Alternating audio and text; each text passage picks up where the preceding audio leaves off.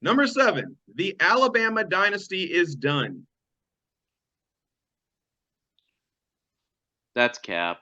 I know, Les, you're going to disagree with me here, but how many times have we said, oh, the Patriots dynasty is done?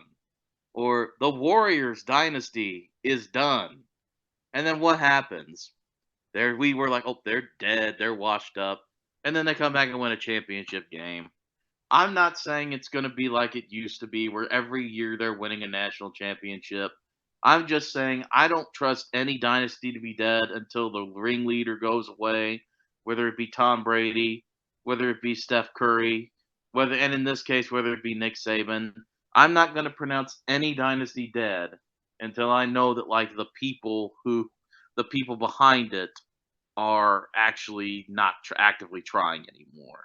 And until I see the proof of that at Alabama, I'm going to cap it just because I don't want to look stupid and proclaim something that I've hated dead and proclaim something that I've disliked dead for a long time and then have them come back and be absolutely in my face about it. So for me, that's cap. I just don't trust the vibes.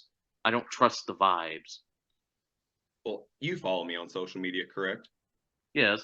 So you know that I have no problem taking heat from fans at all. Yes. No.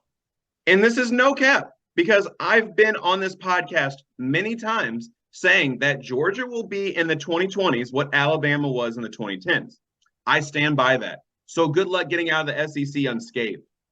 But I watch Alabama, and similar to Clemson, since their last title, they do not play with the same intensity we're used to seeing from a Nick Saban coach team.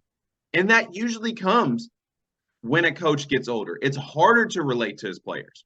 And he's in his 70s. It's getting to be about that time. They progressively got a worse roster, and that was arguably with the best quarterback Nick Saban's ever had. Yes, I said it. I'm talking about Bryce Young, the Heisman Trophy winner.